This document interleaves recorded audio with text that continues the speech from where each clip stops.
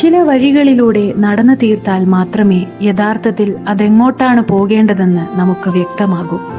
പരിശുദ്ധ കുടുംബത്തിനു പോലും മുന്നോട്ടുള്ള ഓരോ കാര്യവും കൃത്യമായി അറിയാമായിരുന്നില്ല. എങ്കിലും അവർ വിശ്വാസത്തോടെ മുന്നോട്ടു പോയി.